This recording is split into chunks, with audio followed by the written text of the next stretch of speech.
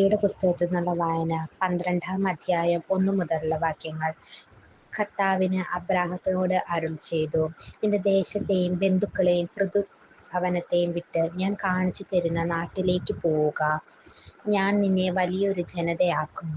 നിന്നെ ഞാൻ അനുഗ്രഹിക്കും. നിന്റെ പേര് ഞാൻ മഹത്തമമാക്കും. അങ്ങനെ നീ ഒരു അനുഗ്രഹമായിരിക്കും. നിന്നെ അനുഗ്രഹിക്കുന്നവരെ ഞാൻ അനുഗ്രഹിക്കും. നിന്നെ ശപിക്കുന്നവരെ ഞാൻ ശപിക്കും. നിന്നിലൂടെ ഭൂമുഖത്തെ വംശങ്ങളെ എല്ലാം അനുഗ്രഹീതമാക്കും. കർത്താവ് കൽപ്പിച്ചതനുസരിച്ച് അബ്രാം പുറപ്പെട്ടു. ലോത്തും അവന്റെ കൂടെ തിരിച്ചു.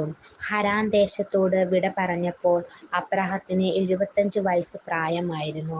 അബ്രാം ഭാര്യ സാറയെയും സഹോദരപുത്രൻ ലോത്തിനെയും കൂടെ കൊണ്ടുപോയി.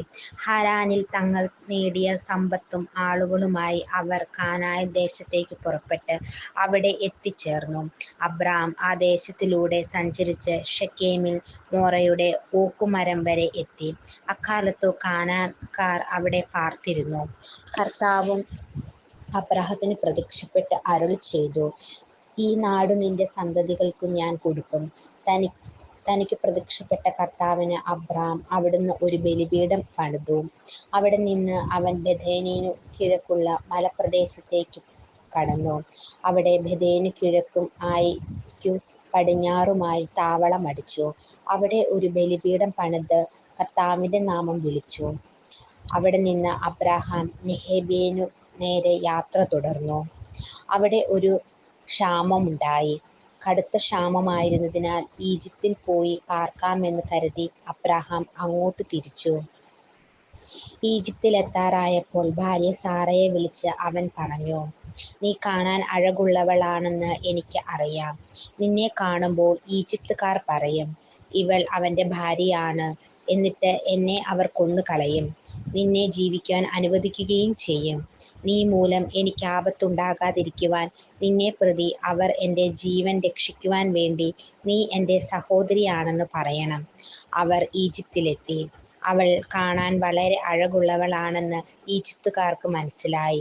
അവളെ കണ്ടപ്പോൾ ഫറവോയുടെ സേവകന്മാർ അവളെപ്പറ്റി ഫറവോയോട് പുകഴ്ത്തിപ്പറഞ്ഞു. അവൾ ഫറവോയുടെ കൊട്ടാരത്തിലേക്ക് ആനയിക്കപ്പെട്ടു. ഫറവോയെ അവളെപ്രതി അബ്രാഹത്തിനോട് നന്നായി പെരുമാറി.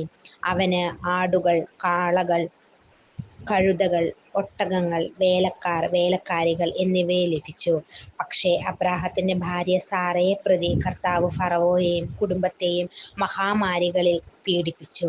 തന്മൂലം ഫറവോ അബ്രാഹത്തിനെ വിളിച്ചു പറഞ്ഞു, നീ ഈ ചെയ്തത് എന്തിനാണ്? അവൾ നിന്റെ ഭാര്യയാണെന്ന് എന്നോട് പറയാതിരുന്നത് എന്തുകൊണ്ട്? അവൾ സഹോദരിയാണ് എന്നു പറഞ്ഞത് എന്തിന്? അതുകൊണ്ടല്ലേ ഞാൻ അവളെ ഭാര്യയായി സ്വീകരിച്ചത്. ഇതാ നിന്റെ ഭാര്യയും അവളെയും കൊണ്ട് സ്ഥലം വിടുക. ഫറവോ തന്റെ ആൾക്കാർക്ക് അബ്രാഹത്തിനെക്കുറിച്ച് കൽപ്പന കൊടുത്തു. അവർ അവനെയും ഭാര്യയെയും അവന്റെ വസ്തുവകകളോടുകൂടി യാത്രയാക്കി